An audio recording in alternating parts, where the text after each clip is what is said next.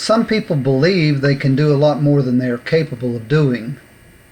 And if you don't believe that, just watch the tryouts for American Idol sometime. But more often than not, people can do a lot more than they believe they are capable of doing. In Mark chapter 10, verses 35 through 39, James and John came to Jesus with a request. The text says, James and John, the sons of Zebedee, came to him. Teacher, they said, we want you to do for us whatever we ask. What do you want me to do for you? He asked. They replied, let one of us sit at your right hand and the other at your left in your glory. After their request, in verse 38, Jesus said to them, you don't know what you are asking. Can you drink the cup I drink, or be baptized with the baptism I am baptized with? We can, they answered. Can you do this? Jesus asked. Yes, we can, they answered. Other translations say we are able. Jesus asks, are you able to do this? And they respond, yes, we are able. So Jesus asked, can you drink the cup I drink? Drinking the cup is often used in Scripture of a great struggle or of some suffering a person is going to endure. Isaiah 51 verse 17 says, awake, awake, rise up, Jerusalem, you who have drunk from the hand of the Lord the cup of his wrath. Revelation 14 verses 9 and 10 says, a third angel followed them and said in a loud voice, if anyone worships the beast and its image and receives its mark on their forehead or on their hand, they too will drink the wine of God's fury, which has been poured full strength into the cup of his wrath. They will be tormented with burning sulfur in the presence of the holy angels and of the Lamb. In antiquity, criminals were many times compelled to drink poison. The classic example would be Socrates drinking the hemlock. And so the cup became a symbol of suffering and death. Then Jesus asked, can you be baptized with the baptism I am baptized with? And they said, yes, we can. Baptism is many times used figuratively of a deluge of trouble. Baptism is used of being overwhelmed with suffering or tragedy. Psalm 69 verses 1 and 2 says, save me, O God, for the waters have come up to my neck. I sink in the miry depths where there is no foothold. I have come into the deep waters. The floods engulf me. It's easy for us to understand what Christ meant. All we have to do is read the verses just prior to this account. Mark chapter 10 verses 32 through 34. That text tells us they were on their way up to Jerusalem with Jesus leading the way, and the disciples were astonished, while those who followed were afraid. He took the 12 aside again and told them what was going to happen to him. We are going up to Jerusalem, he said, and the Son of Man will be delivered over to the chief priests and the teachers of the law. They will condemn him to death and will hand him over to the Gentiles, who will mock him and spit on him, flog him, and kill him. 3 days later he will rise. And Jesus said, can you handle this? And their reply was, yes, we can. Their bold assertion was just as ignorant as their initial request. They didn't have a clue about what they were affirming. They had hopes of grandeur. They wanted to reign with Jesus in an earthly kingdom. And Jesus is asking, are you ready to be mistreated and humiliated and carry your cross daily to follow me? But to their credit, they did keep their promises at great cost. James was beheaded in Acts chapter 12 verse 2.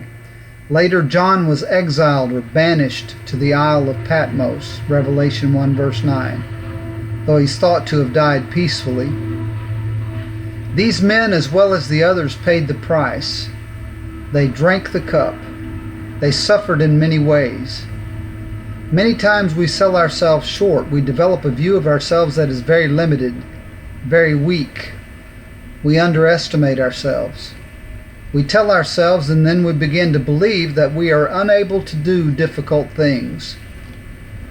We need to know our limitations, but we can get in the habit of believing we can do a lot less than we are capable of doing.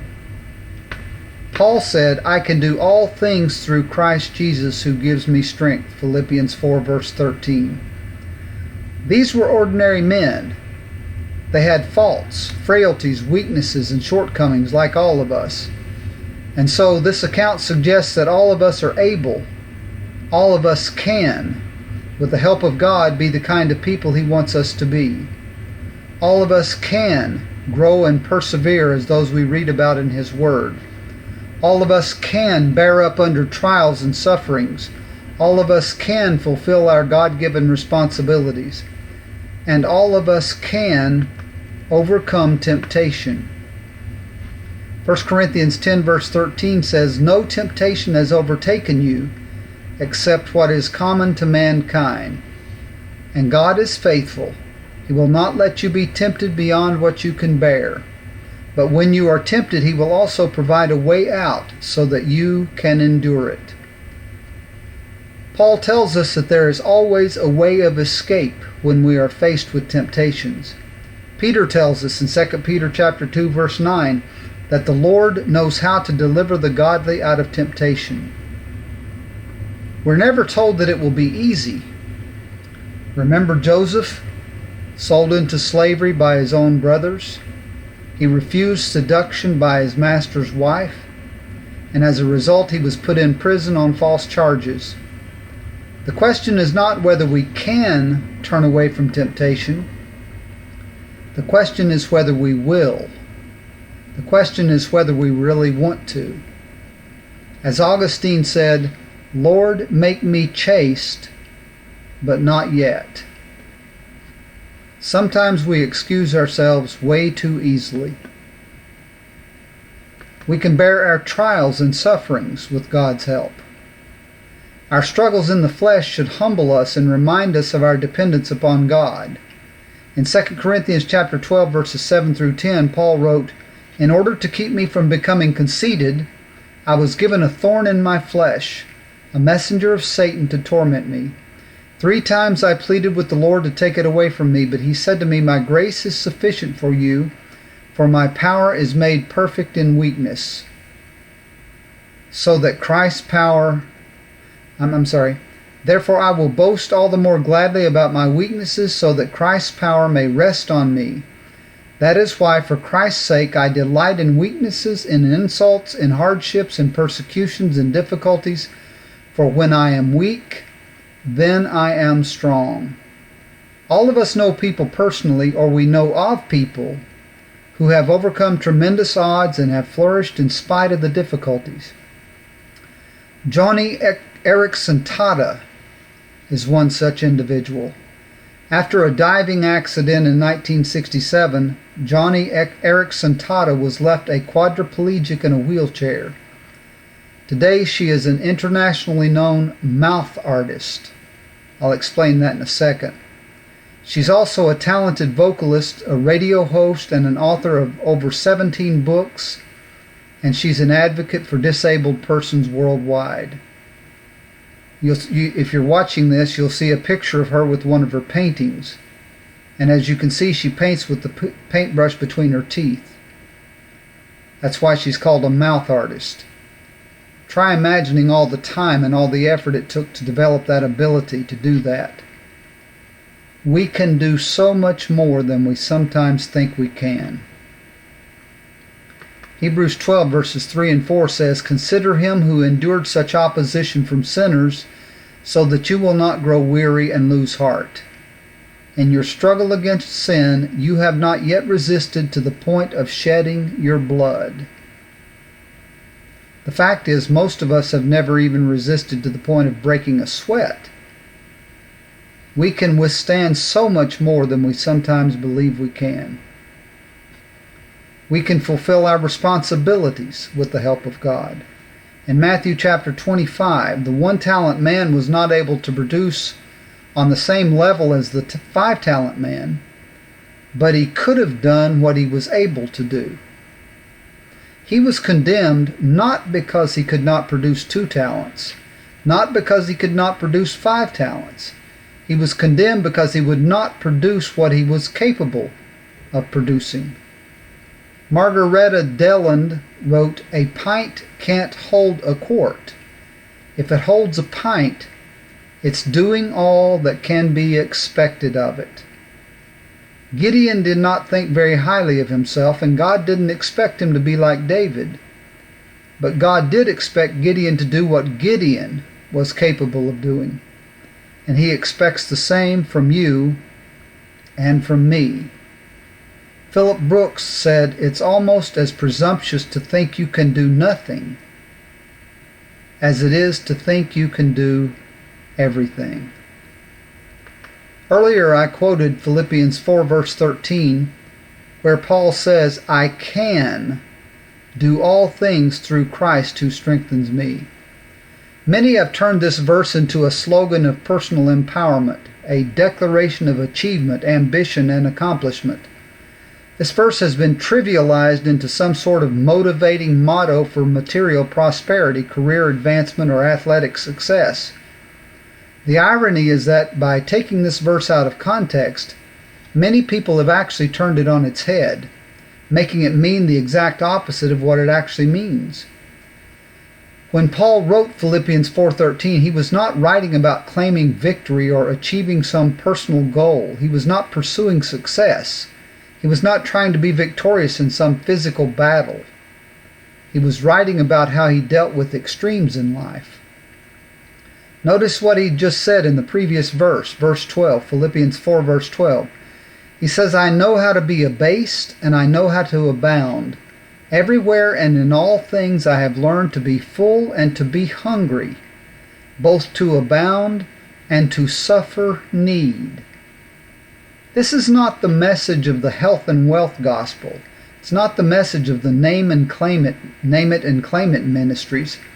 Paul is saying, I have learned the secret of facing plenty, of facing hunger, facing abundance, or facing need.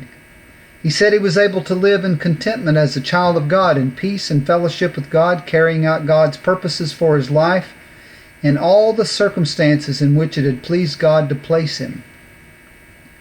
Paul had learned to be content with whatever God willed for his life. I can do that, he's saying. I can do it without being bitter or without being angry with God. Everything that God assigned to him, he said he could respond to it in a way that honored the Lord. Whatever the temptations, whatever the trials, the pressures of body or mind, whatever the afflictions, even prosperity and success. Whether he was in a damp cell chained to a Roman guard, or whether he was on the Mediterranean Sea, he had learned in all these situations that through Christ he could carry out the purposes of God and live as God's child in them all. This is what he was really saying. He was saying, I can love God with all my heart, and I can love my neighbor as myself. I can forgive those who sin against me. I can turn the other cheek. I can be kind and gracious to those who are mean and malicious towards me. I can bear all things, endure all things, believe all things, and hope all things. I can present my body a living sacrifice to God. I can give a reason for the hope that is in me to anyone who asks me. I can run the race to the end and finish the course. I can put on the armor of God. I can be more patient with others who don't think like I do. I can apologize when I've said something I shouldn't have said, or when I've done something I shouldn't have done. I can train myself to pray more often throughout the day. I can talk to a coworker about the Bible. I can do all of these things and more through Him who gives me strength. Everything God asks of me in the Bible, I can do. Sometimes we fail to do things because we feel so overwhelmed by the immensity of what we are facing. That's when we need to learn to think small. What small thing can I do that will make a difference? Remember, we sing Just a Cup of Cold Water? Henry Van Dyke said, "Use what talents you possess." The forest would be very silent if no birds sang there, except those that sang best. Again, let's not beat ourselves up because we cannot do some grand thing like somebody else. But all of us can do whatever God has given us the ability and the responsibility to do. When it comes to serving the Lord and working in His kingdom, let us all determine to do what we can do.